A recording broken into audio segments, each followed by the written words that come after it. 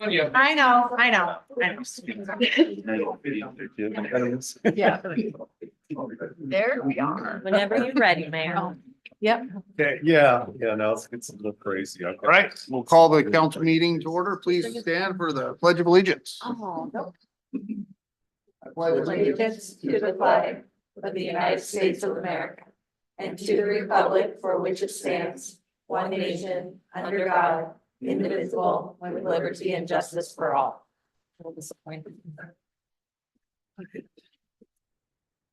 Roll call of the council, please. Smith, Here. Anderson. She is here. Burbank. Here. Ferguson. Here. Bender. Here. Green. Here.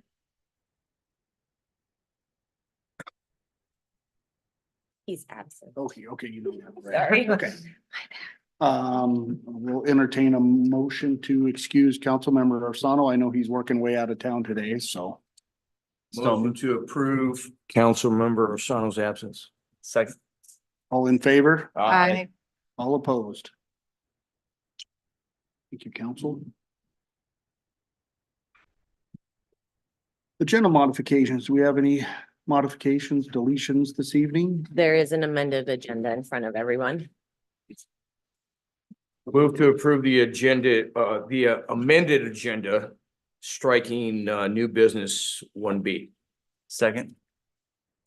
All in favor? Aye. All opposed? You got it. Anderson. Good. Okay. All right, this evening, we have a swearing in of our newest police officers. So Paul, if you'd come up to the podium.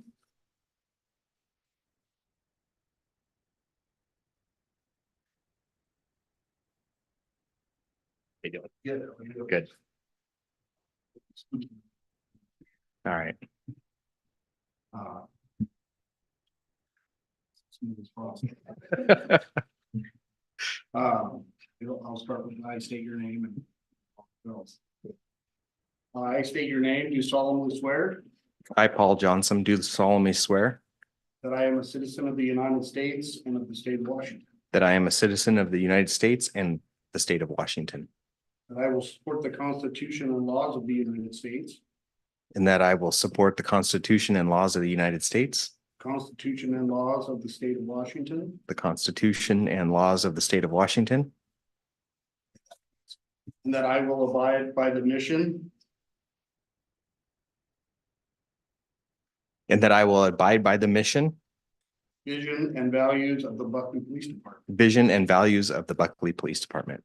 I will to the best of my judgment, I will, to the best of my judgment, skill and ability, skill, and ability, truly, faithfully, diligently, and impartially perform the duties of the position of police officer and impartially perform the duties of the position of police officer in and for the city of Buckley, Pierce County, Washington. in and for the city of Buckley, Pierce County, Washington, As such duties are prescribed by law, so help me God. and as such duties are prescribed by law, so help me God. Okay, thank you.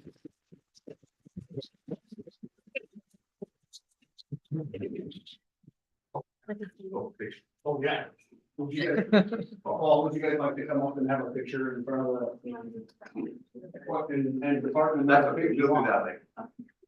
Right, follow the mayor. Yeah. Oh, what Pete? Or. You don't get 50. I'll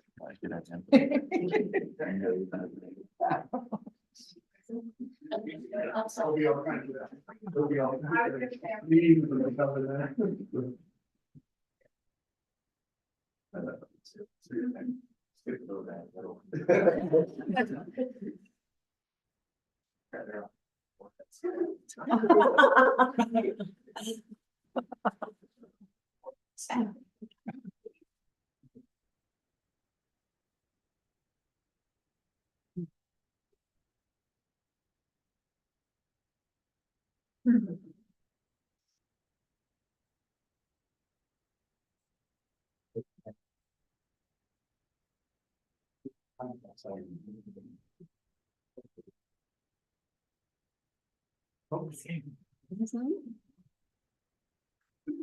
All right.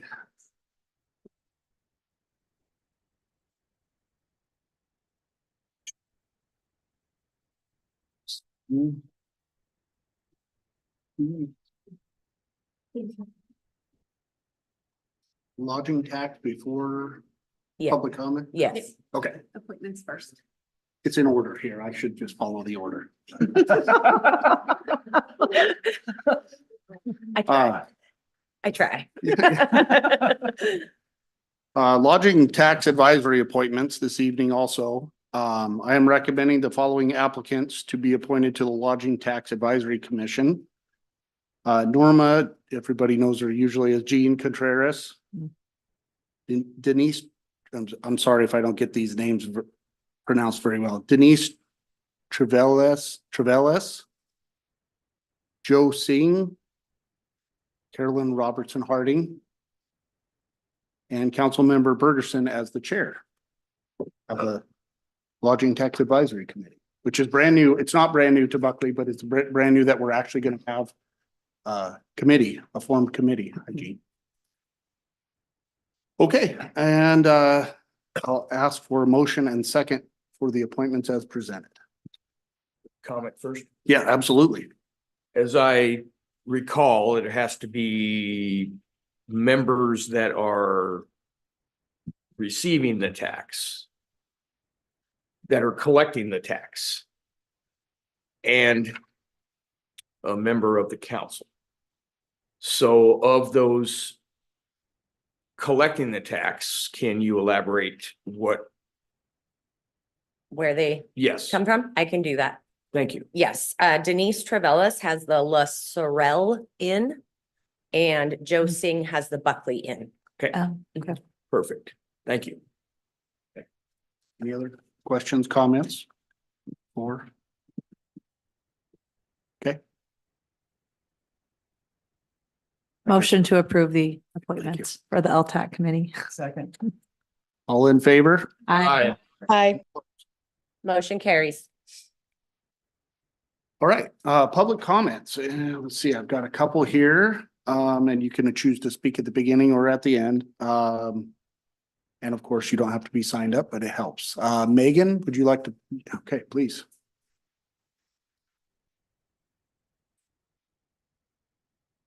Good evening. I just wanted to come, I know you guys are all going to get a formal report from Mary Beth Holmes about this, but the White River Partnership last week went to the middle school and high school and did youth forums with students. Kenny Arsanto's son was one of the kids in my group. Dave Morrell was partnered up with me at the middle school, which was super fun. And what we did was we took the kids through a process. We had 5 classes that we worked with. We took them through a process where first they brainstormed things that they like about their community, and then things that they see as problems or concerns in their community. And then they've spent the predominance of their time talking about what they saw as potential solutions for the problems and how they as students might have a voice in those solutions. Was really 2 wonderful days. It's just so amazing to get to hear high school and middle school kids talk about their community and feel like they're being heard.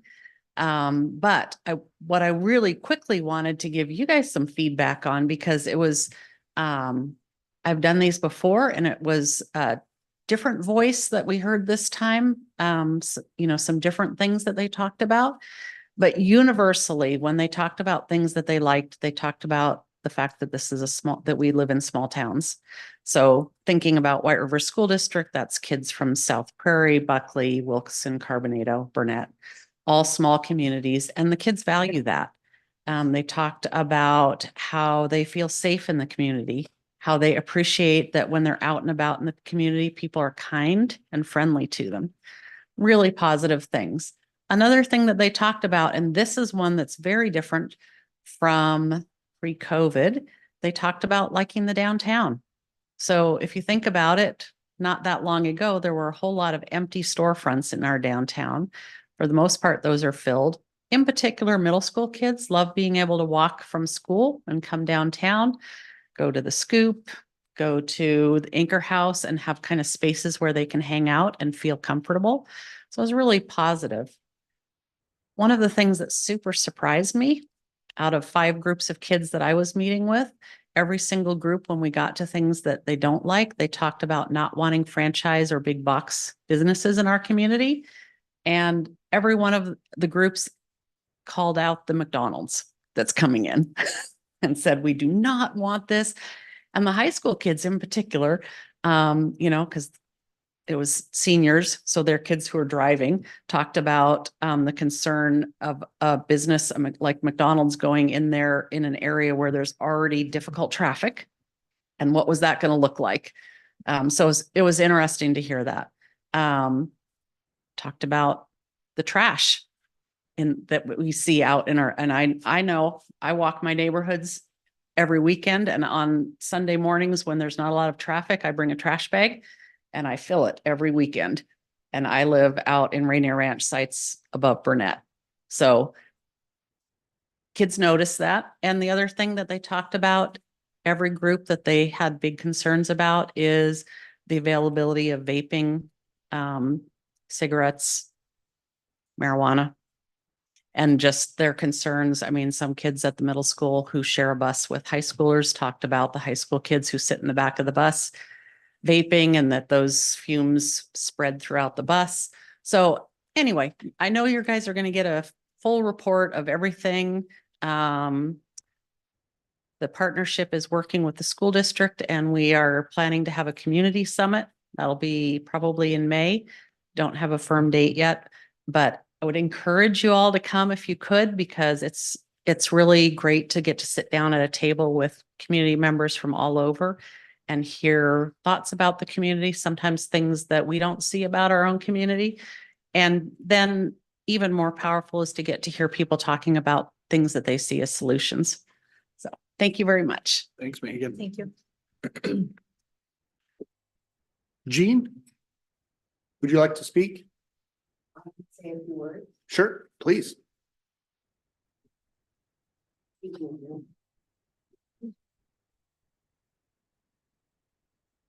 Just about ready to get rid of this. Good, good.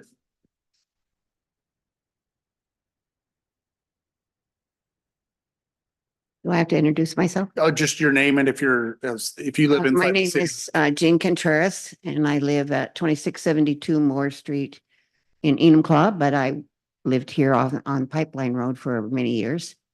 I work with the museum and the Heritage Center. Since during and after the COVID epidemic, we got a lot of new volunteers. They worked on individual projects inside in the park area while we were working on Buckley Hall and with the contractor. We now have the museum open 5 days a week, 12 to 4 Saturday, Tuesday, Wednesday, and Thursday, and on Sunday, 1 to 4 instead of 12 to 4. The people that have been visiting our museum and our Heritage Center office has greatly increased. Megan keeps records of visitors that we have. It is a thankless job, but thank you for doing it. We have just about finished our strategic planning for 2025, the projects that we want to do. We have raised money to replace the logs for the steam donkey. The first ones we were given, they cut them down and they were rotten. So it's back to square one on that. The Buckley Log Show loggers have promised that they will do whatever they can to get the logs in place for us and help us restore the donkey. We also have been awarded a $9,000 towards the cost of re-roofing the log cabin with cedar shakes or shingles. Forgive me, I still get them mixed up. And also we have identified somebody to fix the chimney. The mortar is leaching and the lime is starting to deteriorate the cinder blocks around the chimney. So we have lots of projects lined up. We've got some good teams that are working on it. And our volunteers are just fantastic, and so are our supporters. I think I sent Courtney a newsletter. I'm sure it got lost in her email. But any of the others of you that want to be on our mailing list to get it, she can tell me, but it's always available online through our Facebook page. And you can download or read it online. It's better online because you can blow it up. So anyway, we thank you for your continued support. I don't want to overdo my 5 minutes. And I'm looking forward to working with the LTAC. I've been promised maybe a t-shirt. And the museum, I think through the city, has benefited with some of those funds in the past to help us with our utilities. I hope that continues. And those of you that I haven't met before, welcome to the city council and congratulations. Thanks, Jean. Thank you.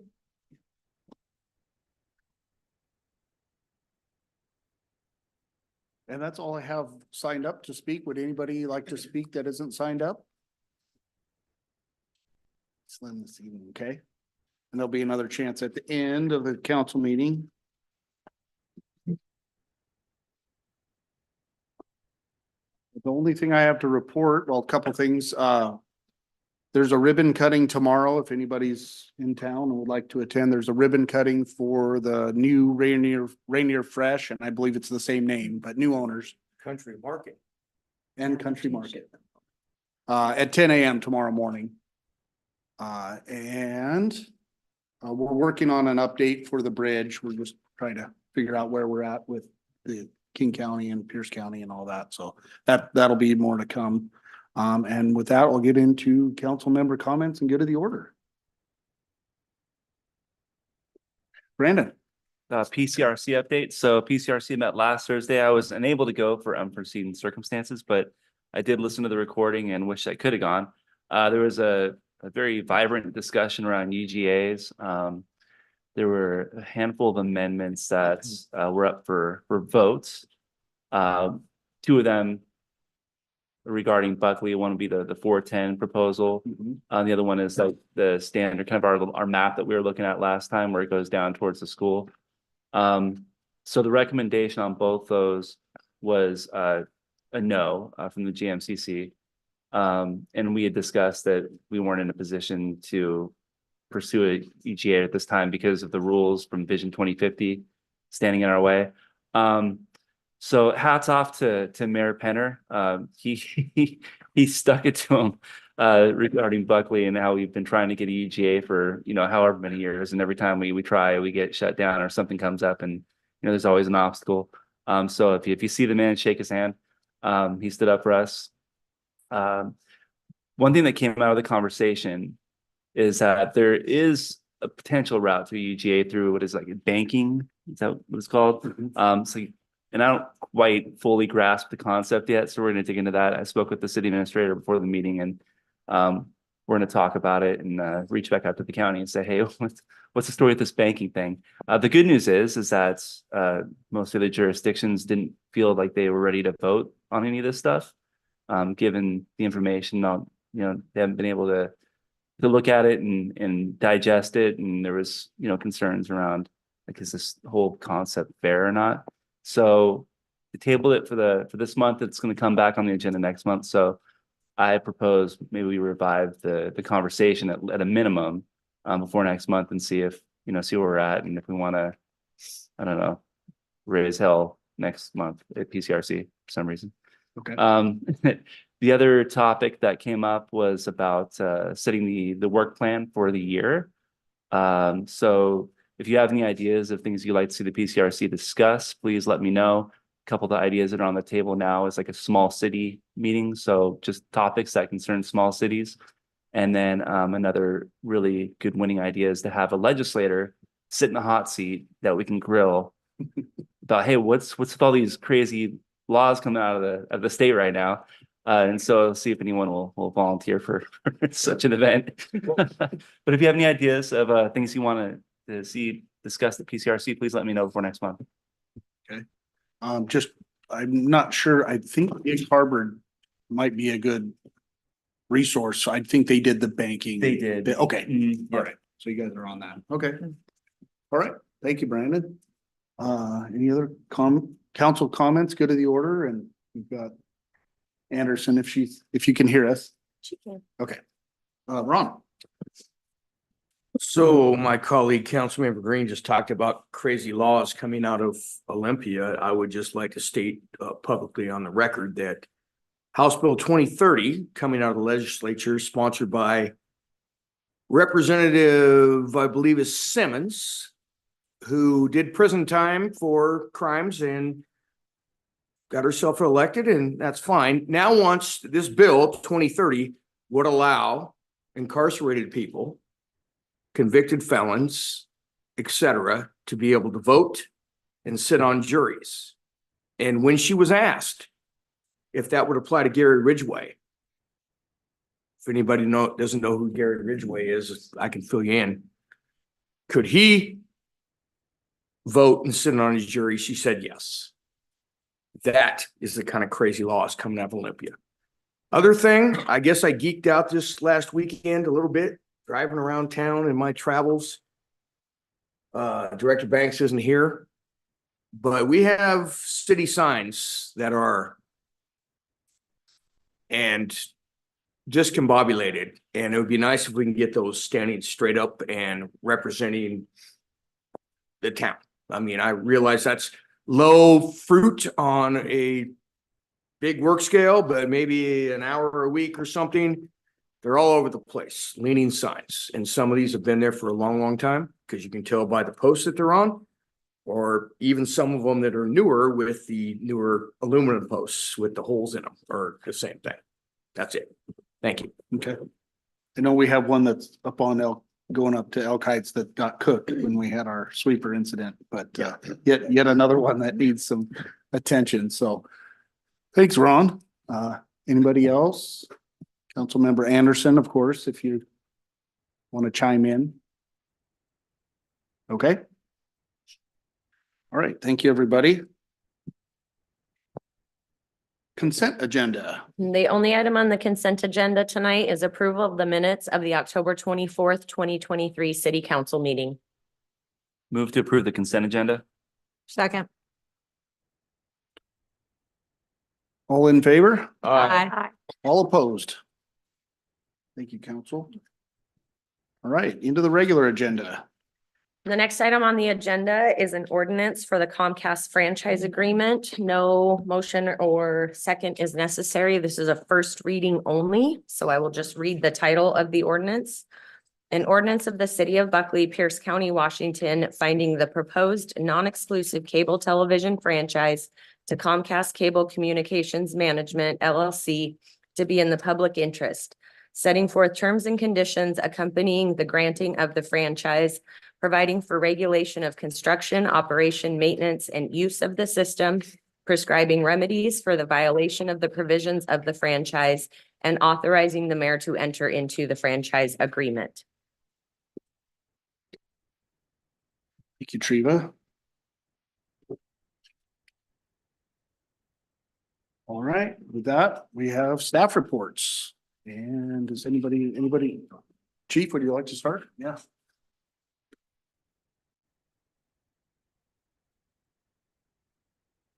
First of all, I'd like to emphasize Councilmember Smith's, you guys get involved with legislation. Some of these laws are going to be very important coming forward that are up for the bill, specifically with juveniles and our vehicle pursuits now too. So if you guys keep your eyes on them and voice your opinions, greatly appreciated. So anyway, any questions on the public safety report?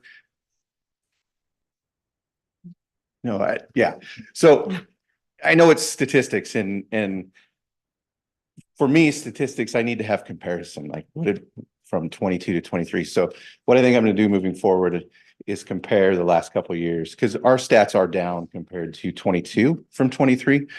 And so, you know, my job is now to remedy that. How do we, because some of them are I mean, there's a lot of different variations as to why they're down, laws changing, everything else. But some of it is just accountability too. You know, it's guys getting out there doing the job, making traffic stops and doing things. Some of those we can control. So, we're working to improve them, and hopefully we'll see improvement in 24 as we move forward. So, other than that, our Citizens Academy is fast. Our second one's starting February 1st. So we being involved with that, we got a lot going on. So keep at it. All right. Thanks. Thanks, Chief. Thank you. Judge Barry, please. Oh. Oh, Oh. Eric, you weren't on the list, but please. So I'm not on the list, but there is a good reason. So on November 1st, the fire department moved to our new records management system. So it tracks literally every call we respond to, property damage, call types, hospital transports, and that's just on the operational end. It also tracks our training, community events. It literally is where every piece of fire and EMS activity gets recorded. So on November 1st, we moved to a new system, and our former platform was where I got all of our statistics to share with you quarterly, and it was used to manage a lot of internal department processes. So unfortunately, the new system, while it's up and running, it did not come with pre-built reports based on the data that we put in. So we're still going through orientation and training on how to run and build reports, and I'll have that for you at the February study session on the 6th. Otherwise, I can only give you data for the month of October 2023. So we will have a good deal of FaceTime between myself and Chief Olson and you on the 6th, but I can share some basic statistics with you. The fire department finished the year 2023 with 1,530 calls for service. And as Chief Alfano said, we like comparison as well. In 2023, that was an average of 4.2 fire medical calls per day. The year prior, in 2022, that number was 1,391, or an average of 3.8 calls per day. So about a 9.5% increase. And then along came 2024. We answered our first call at 12:08 in the morning, and we've been busy ever since. In the prior 22 days of this month, we've responded to 114 calls for service, which we've increased our average in the last 3 weeks up to an average of 5 a day. We can attribute the winter weather and the storm damage. It's ski season, and everybody seems to have a respiratory virus right now. So it is too early to predict that the entire year will trend out this way. And again, 5 calls a day doesn't sound like a lot in a 24-hour period. But again, the lion's share of the work we do is emergency medical services, taking care of community members that are sick or injured. And if those result in an ambulance transport, one single EMS call is a minimum of 2 hours from the time that we're dispatched until the crew is back from the hospital, the unit's back in service, the report's done. So that number is creeping up there, and we look at the utilization of how our full-time staff and how our volunteers are used, and it's definitely busy. So much more to share on all of the positive things, changes in personnel, both full-time and volunteer, some new processes and opportunities that we have for you. So that's what I have to share tonight, and I look forward to seeing you in 2 more weeks. Perfect. Thanks, Chief. Okay, you bet. Oh, yeah, Ron, please. I just like to comment with the chief's presentation on calls for service, and many of you probably know about the app Pulse Point, and I look at it quite often to see what's going on in Buckley. And I happen to live in a neighborhood with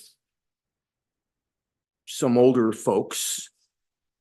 One of those is right next door, and I was aware that Buckley Fire was there.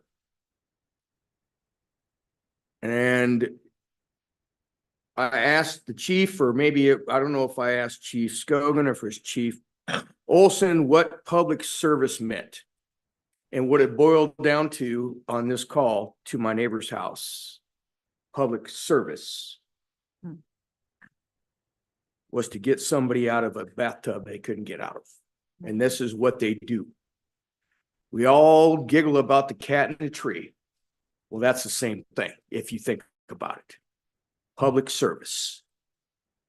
That's what they do. And I'm not quite sure if that would happen in larger jurisdictions. Well done. Thank you. Brendan. See, Academy's back in full force. Academy is in full force. How many recruits do we have? Buckley has 14 recruits.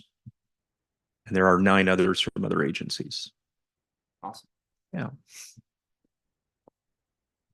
And on you mentioned the 2 hours on that's the shortest call roughly. That's a short call. Even if we were to go from,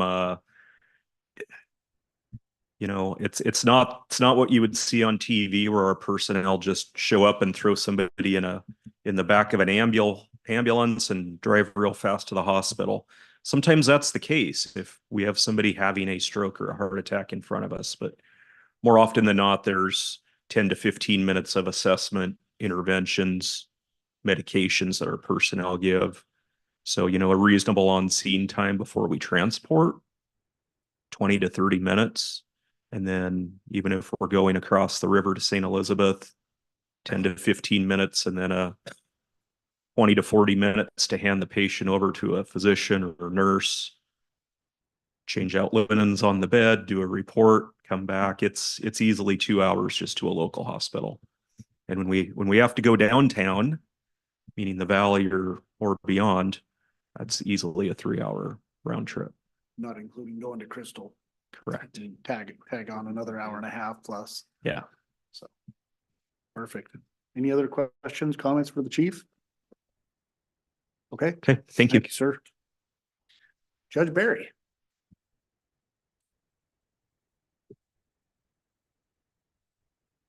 All right. Well, thank you for being interested enough to have us present to you. And I will, every time I'll be a little bit shorter, but as you all know, because I told you when I first started here, I wanted you to get to know a little bit about me and the court and what we're passionate about, because courts aren't known for passion and excitement. We follow the fire department. We don't have any exciting things like that, but we have our own passions. So I like to share a little bit about that. I'll just quickly review, and I'm certain you read or at least skimmed our memo in regards to how we finished up. And we have some delays with some additions we want to create both with the court office and the courtroom. And so we're looking forward to those.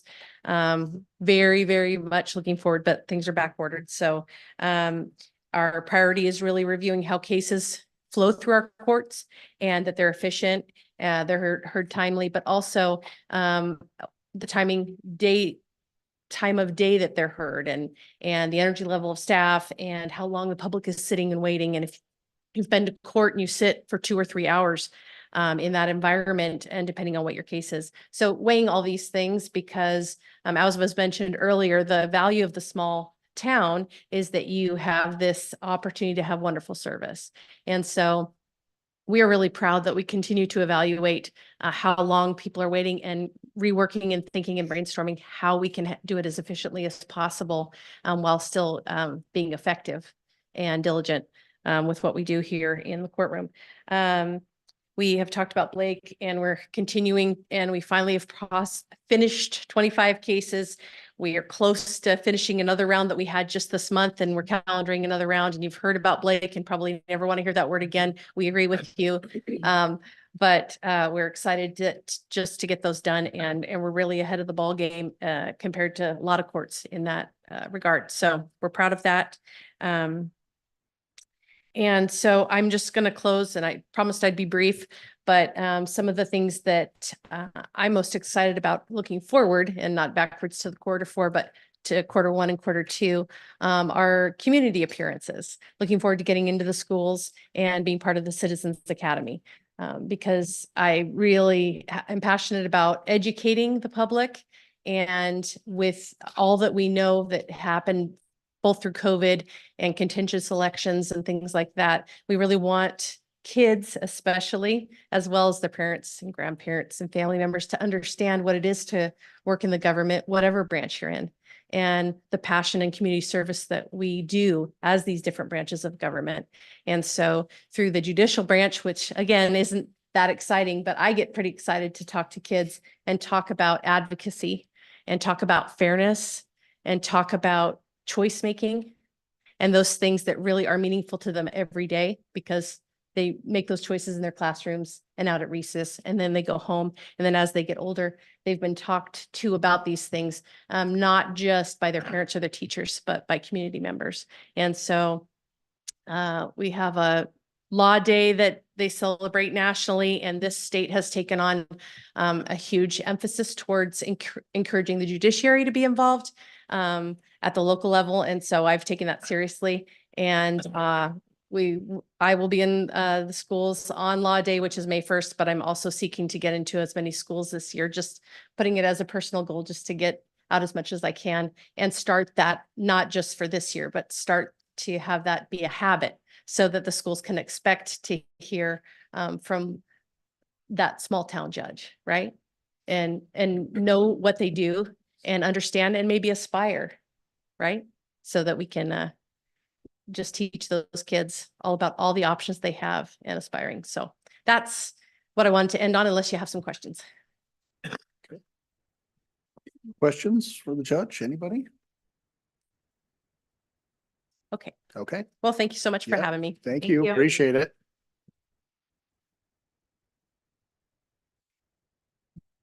Right, Thank you, Mayor. Just a quick housekeeping item. First, the Comcast franchise agreement that came to you this evening. We have received a couple of amendments from Comcast. Our city attorney is starting to work through them, but I wanted no surprises. You probably will not see this ordinance again for several weeks, if not a month or more. And at that time, we will highlight what those additional changes are.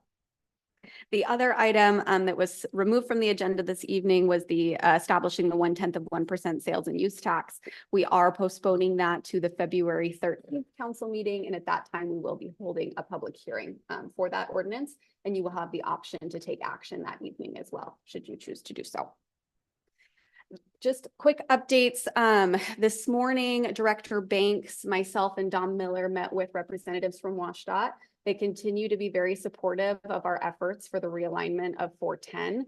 And I wanted to just give a shout out to our neighboring communities, the cities of Bonnie Lake, the cities of Enumclaw, towns of Wilkeson and Carbonado, our Chamber of Commerce, and Pierce County Councilmember Dave Morrell all issued letters of support to our local representatives in an effort to help us move that legislative action item for an additional $250,000 of the state budget forward. And as far as I know, we're still in that initial budget, and the hearings will be taking place throughout this session. And the chamber has also pledged funds towards additional banners for downtown, which is exciting. So right now we have the holiday banners.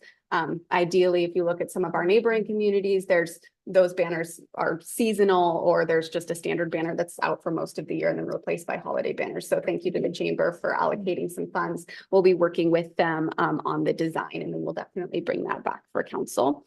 And then for next month, you will hear Chief Scogan mentioned briefly from him that he's going to be talking a bit about our options moving forward with AMR and where that relationship stands today, as well as bringing back some statistics for all of you. And then you'll also hear from Director Banks related to the street sweeper. So exciting things coming next month. That's all for me. Thank you, Mayor. all right. Anybody else like to speak for public comment this evening before we close? Can I make one short comment from here? Sure. I would like to thank Chief Scogan and his loyal followers for all the time he has had to rescue me when I fell down. Absolutely. Thank you.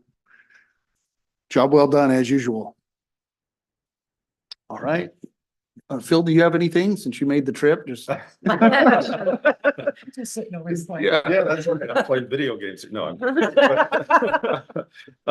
Just that someday these Comcast negotiations will be over, hopefully. They just keep going on and on and on. I mean, they're the ones that came up with the latest revisions, changing the document they originally gave us to start with. And now they want something different than what all the surrounding communities have. So I'll be back to talk about that. But they're little minor things. It's not, there's like one issue that sort of have a problem with, but it's pretty straightforward. Yeah, beyond that, I haven't had to do a whole lot of legal work for Buckley, which is always a good thing. You know, you don't want me to with the community. So far, so good. Nice and quiet here, really. Okay, perfect. Thank you, sir. All right, well, with that, I'll entertain a motion to adjourn. Motion to adjourn. Second. All in favor? Aye. Opposed? Thank you, council.